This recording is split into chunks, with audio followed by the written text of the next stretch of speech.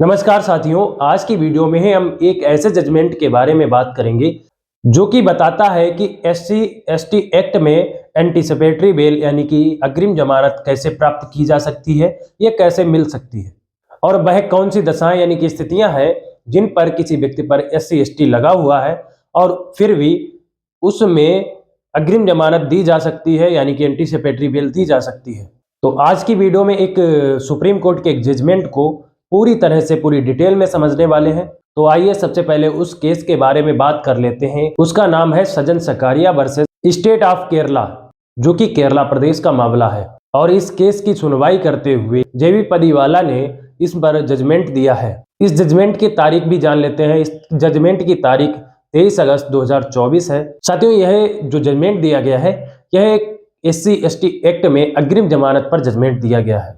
साथियों, अगर SC ST act के सेक्शन की बात करें तो एससी एसटी सेक्शन 18 में यह दिया गया है स्पष्ट तौर पर कि यदि किसी व्यक्ति पर एससी एसटी एक्ट लागू होता है तो उसमें अग्रिम जमानत का प्रावधान नहीं है। अब आइए समझ लेते हैं कि मामला क्या था जिस पर यह जजमेंट सुनाया गया है।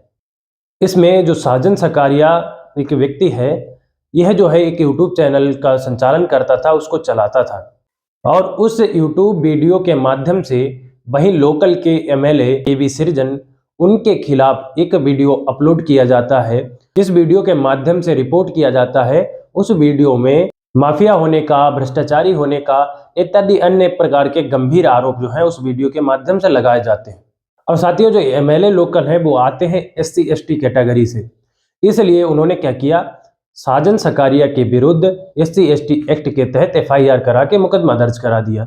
अब इस केस में जब अग्रिम जमानत याचिका पड़ी तो उस पर सुप्रीम कोर्ट ने सुनवाई करते हुए यह कहा कि यदि प्रथम दृष्टया यानी कि पहली नजर में उस कंप्लेंट में लगाए गए आरोप एससी एसटी के नहीं बन रहे हैं तो ऐसी स्थिति में सेक्शन 18 लागू नहीं होगा।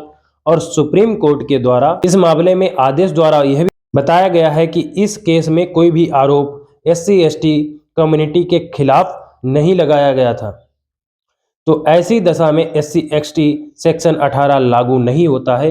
वहीं सुप्रीम कोर्ट के इस आदेश में इस बात पर भी फोकस किया गया कि मानकर चलिए कि किसी मामले में यदि कोई कंप्लेंट है, वह प्रथम दृष्टया यानी कि पहली नजर में एससी एसटी केस से संबंधित लग भी रही है, लेकिन यह केस सिर्फ व सिर्फ साजिश के तहत या किसी लड़ाई झगड़े पुरानी रंजिश के तहत लगाया गया है, झूठे तरीके से लगाया गया है और यह साबित हो जाता है। ऐसी स्थिति में हाई कोर्ट को यह अधिकार है कि वह बीएनएस सेक्शन 528 के तहत, जो कि हमारे नए कानून में सेक्शन है, उसके तहत जमानत दी जा सकती है। लेकिन ऐसी जमानत तभी दी जा सकती है जब कोर्ट को भी लगता है कि यह जो आरोप लगाए गए हैं, यह जो मुकदमा लिखाया गया है, वह झूठा लिखाया गया है या किसी साजिश या रंजिश के तहत लिखाया गया है। इन सभी बातों पर फोकस किया गया है इस जजमेंट में और यह जजमेंट जो है बहुत ही निर्णायक स्थिति में आया है और बहुत से मामलों को प्रभावित करेगा।